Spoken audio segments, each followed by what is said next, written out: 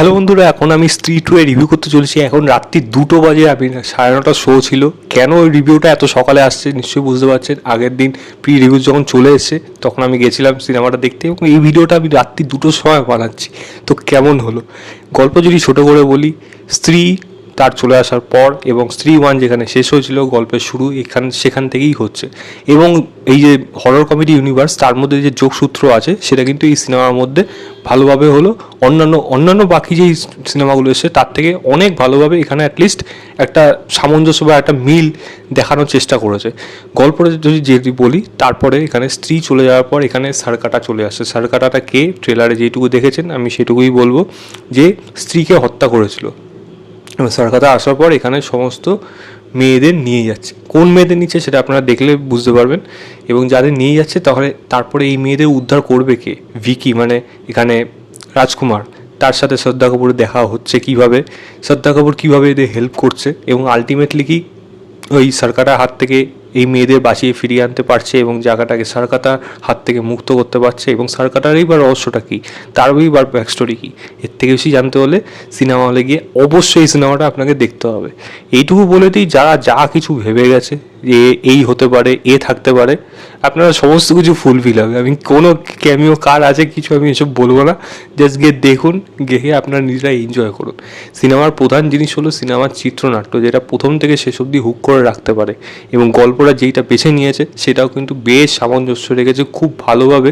এই সারকাটা গল্পটা এর মধ্যে কিন্তু উঠে এসছে, এবং এর যে লড়াইটা পেছনে যেইভাবে এদের যে খাটনি মজার ছলে হলো, সেটা কিন্তু দেখতে বেশ ভালো লেগেছে। তাই অবশ্যই এর গল্প, চিত্রনাট্য আমি সবসময় এই সিনেমার জন্য প্রথমেই রাখবো। দ্বিতীয় বলবো পারফরমেন্স, রাজকুমার এই রোলটা আবারও সে প্লে করেছে। ভিক্কি সেই জিনিসটা সে বরাবরই আগেরটাতেও করেছিল, এই সিনেমাটার মধ্যে আবার সেই জিনিসটা বজায় থেকেছে।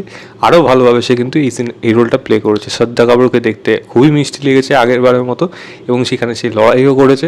এবং শ্রদ্ধা কাপুরের ইম্পর্টেন্স এই সিনেমাটায় কী, এবং একটা রহস্য যে রয়েছে, স্ত্রী যে এই যে চুটিটা যে কেটে নিয়েছিল, ওই নিজের শরীরে রেখেছিল, রহস্যটা কী সেটা আপনারা দেখলে বুঝতে পারবেন। যদিও সিনেমার মাঝখানে একটা হিন্টস দিয়েছিল, সেখানে একটা সন্দেহ হয়েছিল, আমার সেটা সন্দেহ হয়েছিল, এবং সেটা গিয়ে লাস্টে দেখলাম হ্যাঁ তাই হয়েছে। তো যাই হোক, সেটা কোনো বড় ইস্যু না, আপনারা কিন্তু সেটা দেখে লিটারেলি এনজয় করবেন। স্মার্ট অডিয়েন্স যারা অনেক কিছু দেখে তারা কিন্তু ওইটা দেখে একটা গেস করে নিতে পারবে। তো যাই হোক, তার পারফরমেন্সও ভালো। আমি যদি অভিষেক ব্যানার্জি মানে জানা তার কথা বলি, ফাটাফাটি ভাই, হেভি রোল এই রোলটা, মানে লিটারেলি আপনাকে হাসাতে সক্ষম হবে, ভালো লাগবে জানার জন্য। পঙ্কজ ত্রিপাঠী ইকুয়ালি ভালো, যেই জায়গাগুলো ছিল দারুণভাবে কিন্তু এই রোলটা প্লে করেছে। আবার শক্তি খুরানাও যেই জায়গাগুলো পেয়েছে বেশ ভালো।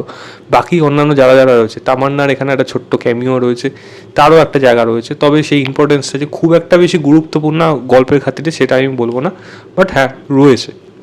এবং অন্যান্য পার্শ্ব চরিত্রে যারা রয়েছে তাদের প্রত্যেকেই পারফরমেন্স কিন্তু এখানে বেশ ভালোভাবেই রয়েছে। হ্যাঁ, তারা হয়তো বেশি স্পেস পায়নি, তবে যেটুকু গুরুত্বপূর্ণ সেইটুকুই পেয়েছে। তৃতীয় বলবো হলো এই সিনেমার গানগুলো ঠিক আছে, আমার যেই জায়গাগুলো এসছে একটা ব্যালেন্স বজিয়ে রেখেছে। ব্যাকগ্রাউন্ড মিউজিক খুব সুন্দর, জাম্প স্কেয়ার মুভমেন্টগুলোকে খুব সুন্দরভাবে, সাউন্ড ডিজাইনগুলো খুব সুন্দরভাবে করেছে, যার জন্য জাম্প স্কেয়ার মুভমেন্টগুলো বেশ ভালোভাবে কিন্তু ওয়ার্ক করে।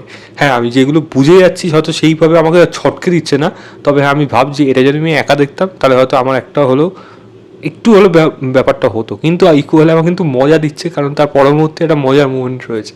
তাই হররটা কিন্তু সম্পূর্ণভাবে হরর না, হরর কমেডি যখন, সেটা আপনার দেখতে ডেফিনেটলি এটা মজা লাগবে রেদার ভয় পাওয়ার থেকে। তো আমি এটা কিন্তু লিটারেলি এনজয় করেছি।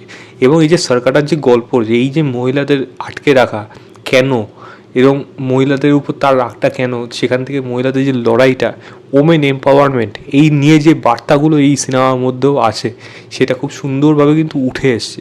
রাইটিংয়ের মধ্যে কিন্তু সেই জিনিসটা ছিল। নীরেন ভাট এই সিনেমাটা লিখেছে, এবং যেটা আমার ভয় লাগছিল রাজেন ডিকে ছাড়া তাদের এই জিনিসগুলো যে ওয়ার্ক করছে, আমি সত্যিকার বলবো হলে কিন্তু লিটারেলি এই জায়গাগুলো কিন্তু ওয়ার্ক করে গেছে, যার জন্য সিনেমাটা কিন্তু শুরুর থেকে শেষ অবধি এনজয় করা গেছে, একটা ছোটো খামতি ছাড়া।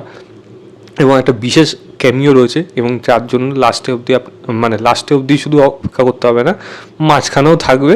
এবং শেষে অবশ্যই 2টো গান আছে, যেটা আমি লাস্টে ক্রেডিটসে দেওয়া হয়েছে, এবং সেখানেও একটা পোস্ট ক্রেডিট এরকম সিন রয়েছে, যেটা কিন্তু আপনি একেবারেই মিস করলে চলবে না, আপনার জন্য কিন্তু ওটা গুরুত্বপূর্ণ। এবং ভেরিয়া এবং মুনচিয়া তার সাথে যে লিঙ্কটা এখানে যে করেছে, আমি বলবো অ্যাটলিস্ট এই সিনেমার মধ্যে একটা কিছু হলেও ভালো জিনিস আমি পেলাম, যেটা এই হরর কমেডি ইউনিভার্সে একটা ভালো একটা যোগসূত্র পাওয়া গেল।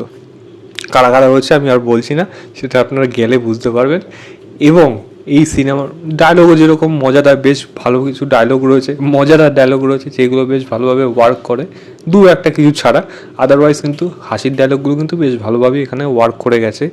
এবং যেই গল্পটা কেন্দ্র করে এই যে মহিলাদের যে জিনিসটা দেখানো হচ্ছে, সেই গল্পটা ইটসেলফ ক্লাইম্যাক্সে গিয়ে যেই পরিণতিটা আসে এবং সেখানে যে টুইস্টটা আসে, সেটাও আশা করি আপনার অডিয়েন্স হিসাবে আপনাদের ভালো লাগবে সিনেমা হলে। এটা আপনি কিন্তু লিটারেলি এনজয় করবেন। সিনেমার মধ্যে আরও বেশ কিছু দিক আছে, পজিটিভ দিক যেগুলোকে বলা যায়। তবে হ্যাঁ, নেগেটিভ দিক যদি এই সিনেমার জন্য আমি কিছু বলি, যেমন এখানে তামান্না ভাটিয়া ক্যারেক্টারটা, তার ইম্পর্টেন্স জায়গাটা না খুব একটা বেশি হাইলাইটেড না, মানে সেটা একটা মানে ফ্লুক হিসাবে বা বলা যায় একটা জাস্ট ইউজ করতে হবে ওই হিসাবে রেখেছে। গানটাতে যে অসাধারণ নেচেছে সেটা বলার কোনো জায়গা নেই। তবে হ্যাঁ, সেই জিনিস এই রোলটাকে আরও বেশি হয়তো এক্সপ্লোর করা যেতে পারতো, বা এই ক্যারেক্টারটার ব্যাপারে আরও একটু বেশি জানতে পারলে হতো। প্লাস আরেকটি মেয়ে আছে এখানে, খুব সম্ভবত নিয়া সিং না কি বোধহয় তার নাম, তারও যে জায়গাটা রয়েছে ফার্স্ট পার্টের দিকে তাদের কোনো উল্লেখ ছিল না, এখানে অ্যাটলিস্ট কিছুটা হলেও উল্লেখ থাকতে পারতো, যেগুলো মনে হয় এই সিনেমাতে একটু হলেও মিস করে গেছে। এবং ফার্স্ট হাফটা যতটা টান শুরুর দিকে হাফ টাইম মানে ওই পয়েন্টটা জাস্ট ফাটাফাটি, মানে যেখানে মানে ইন্টারভেলটা আসবে হেভি ছিল। তবে হ্যাঁ, ইন্টারভেল শুরু হওয়ার পর থেকে ক্লাইম্যাক্স আসার আগ অবধি একটু যেন ড্রব্যাক হয়েছে ফার্স্ট হাফের তুলনায়, যেটা আমার এই সিনেমাটা দেখতে মনে হয়েছে। তবে কোনোভাবে বোর করবে না সেটা, আমি তুলনা করলে বলবো সেকেন্ড হাফটা ফার্স্ট হাফের থেকে একটু শুরুর দিকে ল্যাক করছিল সামান্য, বাট পরে গিয়ে সেটা ঠিক হয়ে গেছে এবং ক্লাইম্যাক্সও ডেফিনেটলি আপনারা সেটা এনজয় করবেন। আমি এই সিনেমাটাকে আমি লিটারেলি এনজয় করেছি রীতিমতো, আমি অবশ্যই রেকমেন্ড করবো।